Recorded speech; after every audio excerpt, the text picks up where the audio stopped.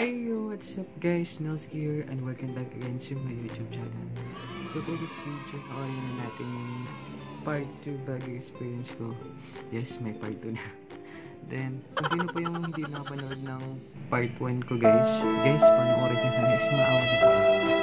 Then don't forget to like, share, comment, and turn on this notification bell para updated kayo sa mga bagong content ko. Yes. Then, hindi na natin patatagal ito guys. Ito na. And 1, 2, 3. Ito na nga guys. Umakyat na kami guys. Nakapagod naman mag-akyat dito. Ubus na yung buong stamina ko sa katawan na. Grabe.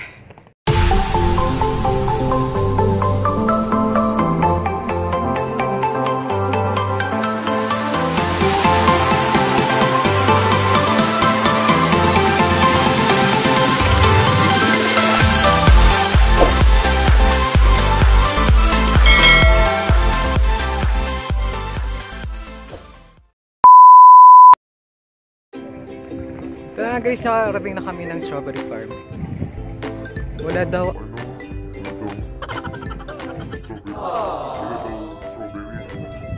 December pa daw.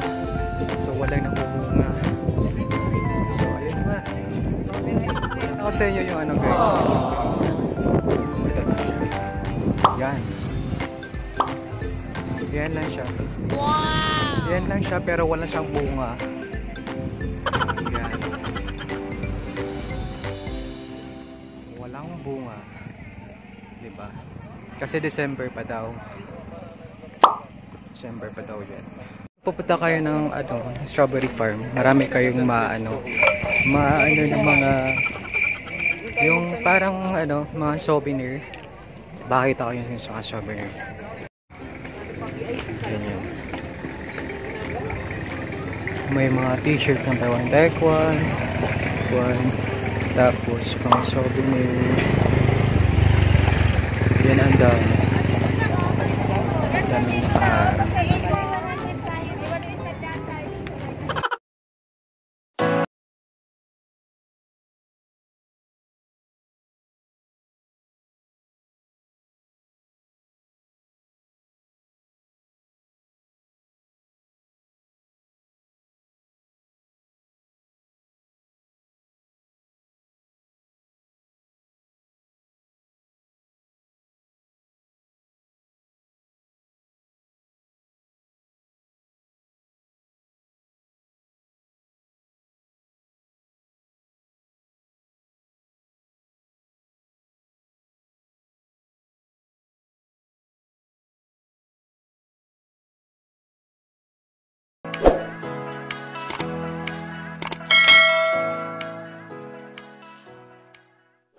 Guys, yung third spot namin sa third destination ko namin. Isa lang po yung bridge pero ang ganda. Parang nasa kami sa wow! Ito siya guys. So, bridge lang talaga siya. Papakita ko sa inyo yung view niya.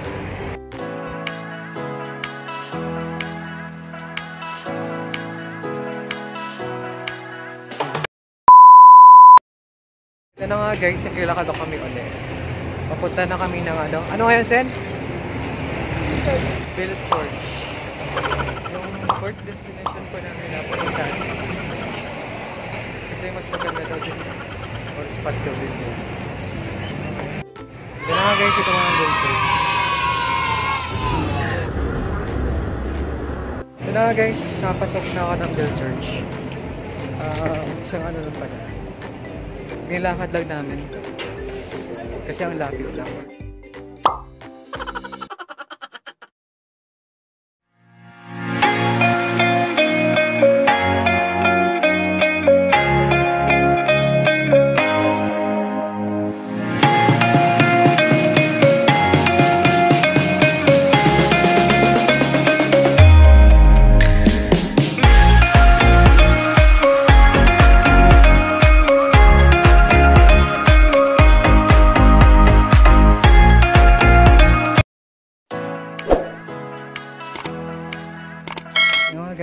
Cathedral Church na kami. Fourth destination na po namin to sa Baguio. So, ito yung view. Chinese lang. Chinese lang siya. Papakita ko sa inyo yung view. Yung all view na talaga niya.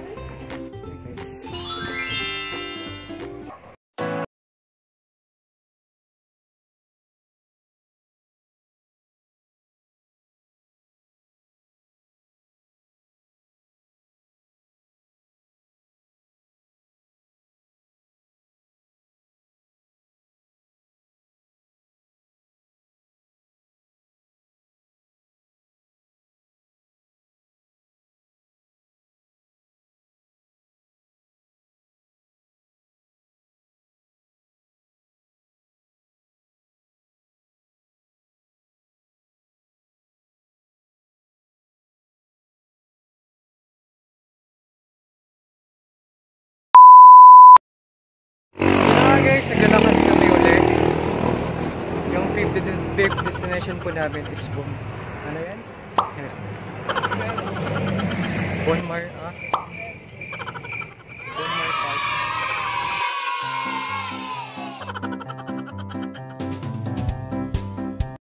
Guys, nakakita na kami ng Bornang Park. Yung fifth destination po namin sa Baguio. Natawid pa kami. At ito na nga guys, sinito na kami sa Bonmar Park. Ito yan pala yung Bonmar Park guys. Parang ano lang pala siya, plaza. Plaza naman malawak. Kasal talaga siya ng malawak guys.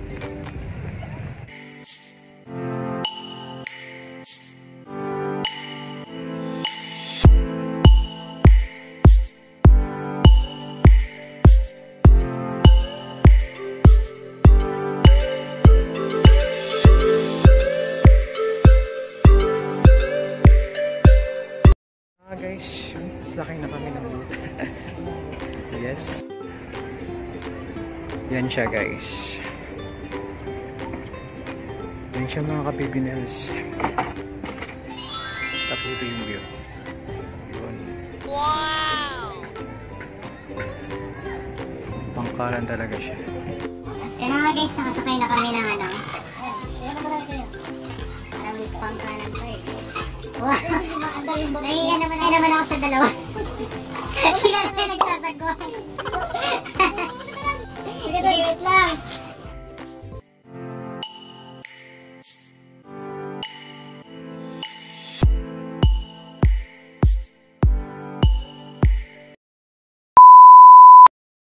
Mga tourist spot po dito guys, yung ganito. Para siyang laruan. Vikings. Yun. Yan.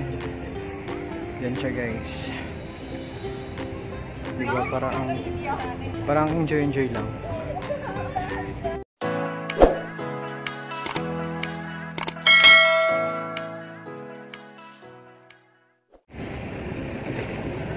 Ano ang tawag dyan po yan? Taho. Taho? Merong strawberry tsaka ube. Strawberry, ube tsaka plain. May din dito anong picture. Wow! Yung parang butik na maliliit. Mga dami mga ano. Yeah guys, sensation road kami ngayon. Sensation road na to, parang ano, parang sa ibang bansa talaga.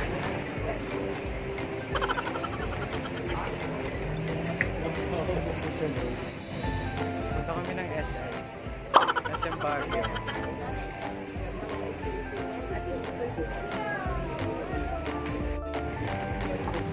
Team guys, nakarating na kami ng SM. Ito lang pala yun.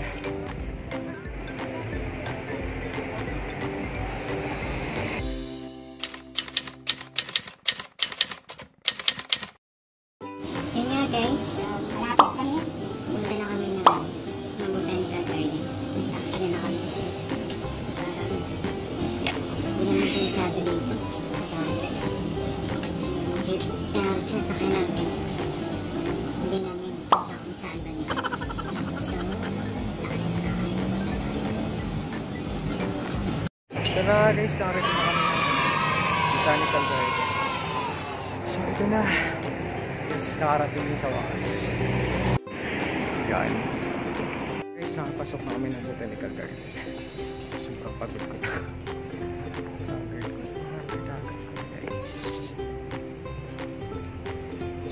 Botanical Garden. Ito yung view niya guys. Napakita ko sa inyo.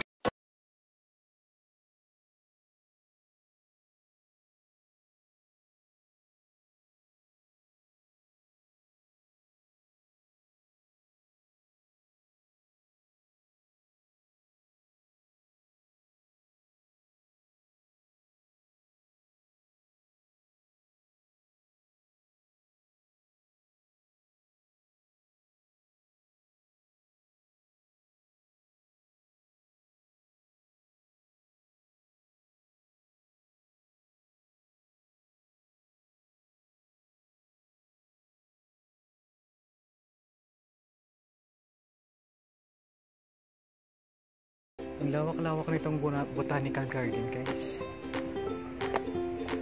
Ang lawak-lawak. Para nag-hiking lang.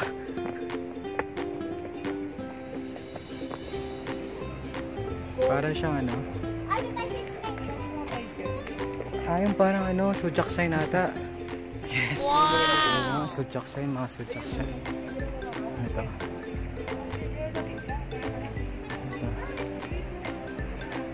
Guys, punta kayo ng ano guys, ng Botanical Garden. Huwag din palapas itong mga ano to, yung mga sujak sign. Huwag din palapas yun kasi ang ganda.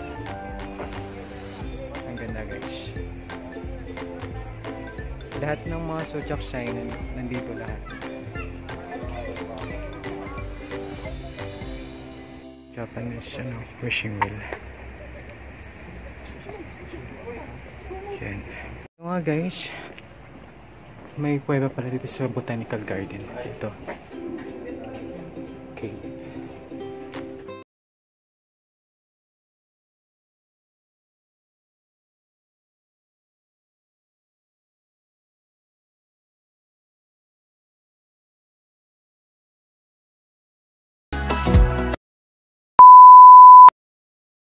At yun na nga guys, tapos na kami mag-ikot-ikot sa Botanical Garden.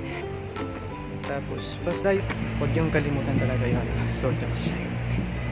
A few moments later. Yeah guys, naghahanap kami ng mga kain kasi gutom na kami guys. Tapos next stop po namin is the mansion ni Duterte, ni Pangulong Duterte.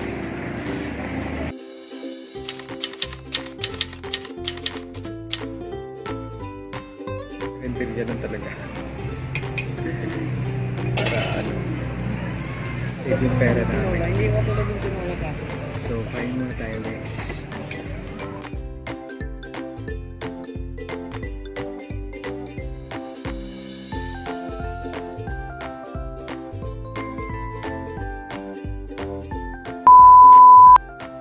Yeah guys, gusto ko kumain.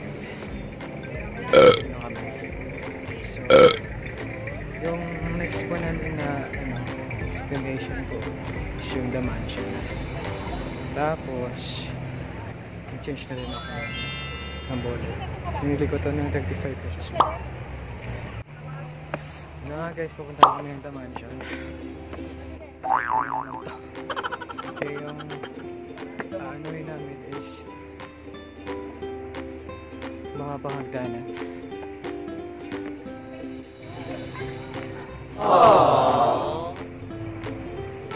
Aakyatan namin yan. Di ba ang hirap? Parang hike lang, nag-hike lang kami. Yan nga guys. Makita kami guys. Nakapagod naman mag-akit dito. Mas may bumis kami na ako sa katawan na. Grabe. Nakapagod mag-akit dito guys.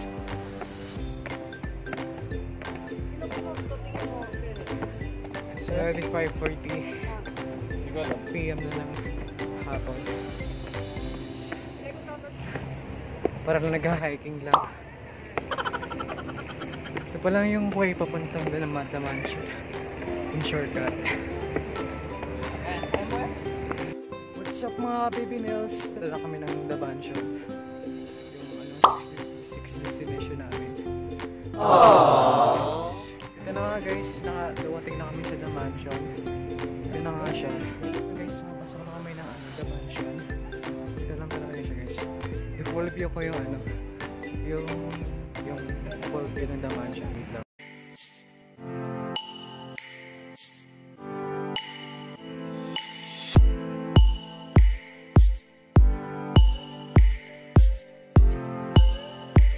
Two hours later. Huwag yung kalimutan bumili din nito kasi masarap dito. Ito ay isang binatog worth 20 pesos lang po. Sabi guys, worth talaga yung binatog. Worth 20 pesos. Sarap guys. Huwag nyo kalimutan bumili nito kung pumunta kayo ng bagay. Yan here guys, nandito kami sa sa kanto lang. Kasi 7 ng gabi. 7 pa ng gabi na. Yung night market is mga 9 pa. So, pumunta kami. Kapain na lang muna kami. Hey, what's up? Dusky here guys. So, 7:54 na ng gabi. Dito kami sa beside ng Bunman Park. Mercado to. Basta tabi lang siya ng bazaar market.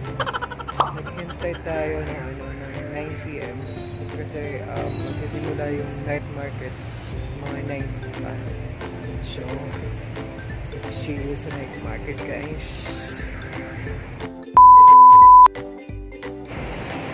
Ito na nga guys, nagbahabang paghintay namin. May boss na night market. A few moments later. Night market guys. Sila nakalatag.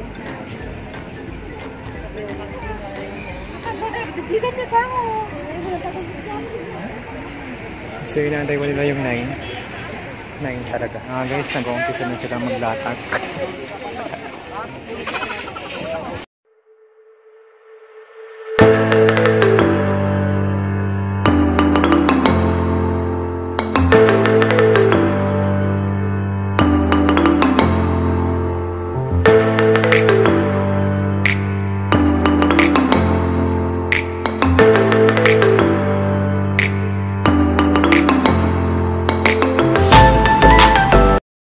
A few moments later.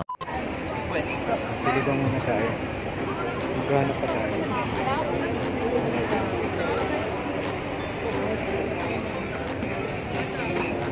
Hanap tayo ng jacket. Sobrang 50. Guys, busy ako kanina kasi pumabili ako ng maraming jacket. Grabe talaga, ang dami talaga guys. May tatlo 100, may 50. Saka tatlo 50 lang. Ano yun?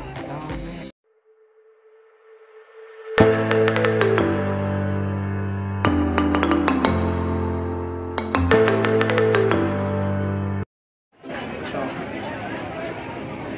maraming pagkain.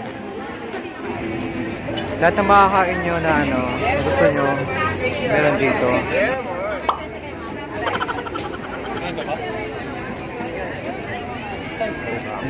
Ang gulo pero ang saya. 2 hours later. Yeah guys. Ay, ito natapos yun sa wakas. Tapos yung night market namin. Ang dami ko nabili. Tapos yung worth na yun is dalawa 150 lang. Tapos may tatlo 100.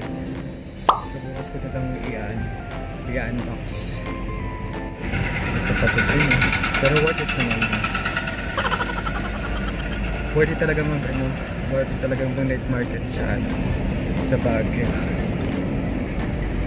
Worth it talagang night market sa Baguio guys. Eto tayo sa Baguio.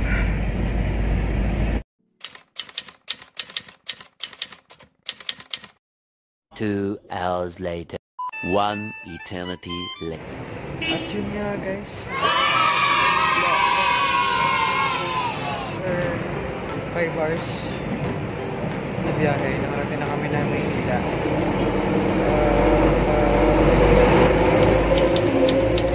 Grabe. Pero worth it naman yung Baguio talaga. Worth it yung Baguio natin.